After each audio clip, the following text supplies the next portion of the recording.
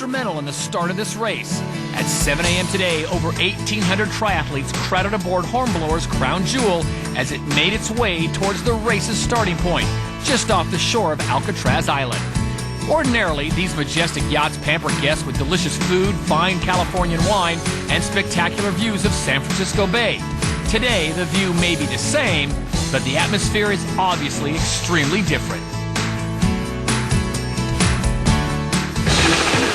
So the men are close to the beach, and Andy Potts, as you can see, is still way over to the right. Dustin McClarty is still in the lead as they approach the shore. And this is the angle from the beach, and it looks like Dustin McClarty is going to go one better than last year where he came out second. He's going to come out first, avoiding that big rock there right at the shore.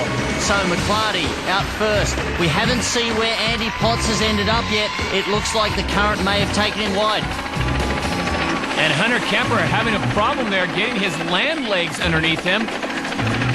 He's finally back up and running. Andy Potts, though, now just coming to shore, but McClarty leads them up the steps. He is in first place, and there is Andy Potts, the bottom right of your screen, the three-time defending champion, now up on the sand. Well, it looks like he lost about 20 seconds there, and McClarty opting to change into this first transition. He is losing valuable time. Doherty, Kemper, and even Potts have charged past. And there is four-time champion Chris McCormick, about a minute back in 8th place.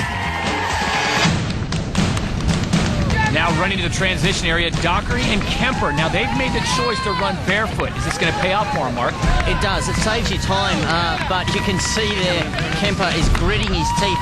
Your feet are cold. The ground is sort of spiky rocks and it's very hard.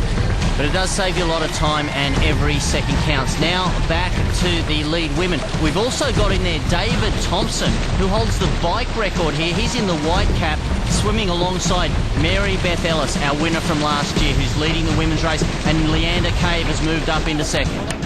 So the men are in the transition area 1. Now, Mark, we heard you talk about it at the top of the show. It's important to have a plan when you get here. It certainly is. Get the wetsuit off as quickly as possible. You'll notice they don't put their bike shoes on. They'll put their helmets on, their sunglasses on, and they will run out in their bare feet, and then they will mount the bike at the end of the transition. Look at Hunter Kemper. He's one of the best in transition. He is out. You can see still in bare feet. He will virtually leap onto the bike.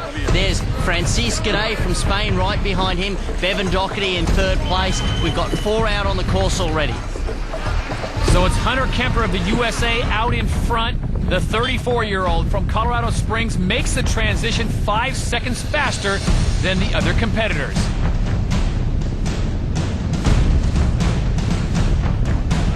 The women's leaders have hit the beach as well, and it's Mary Beth Ellis still leading, followed by Leander Cave in second, Jenna Shoemaker in a close third-place position.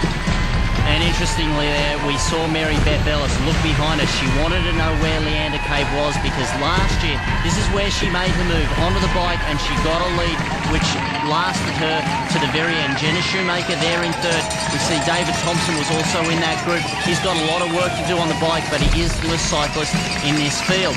Almost a mile run to transition. They're going to do it in bare feet.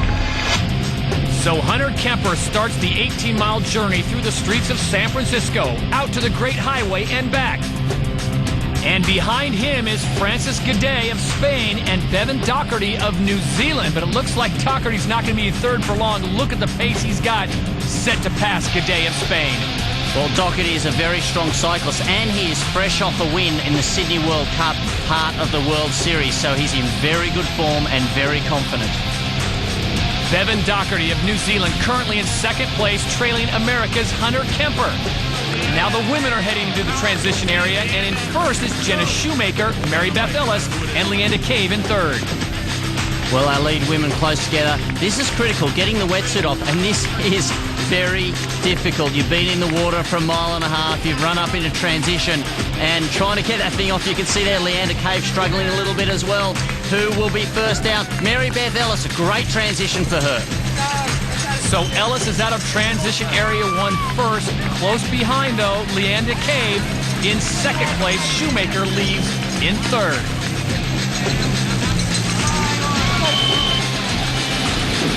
And how about this? 7-time champion McKeely Jones is now in transition 1, not too far behind the leaders, so the face of this race for so many years is back in the hunt. And this is where the race starts to get tough. The ride up towards the Presidio, it's beautiful, but it is very, very steep. Hunter Kemper in second place. Potts emerged as the new leader. Andy Potts, the 34-year-old from Colorado Springs, has done this before. A very strong cyclist. He has taken the lead here at the 30th Escape from Alcatraz Triathlon. Ellis powering up the hill. She's a very strong cyclist and she likes to lead from the front, and it was on the bike last year that she got away from Leander Cave. So Mary Beth Ellis continues to lead in the women's competition. Andy Potts leads for the men. Gaudet of Spain trying to track them down. There are the 4 leaders at this point.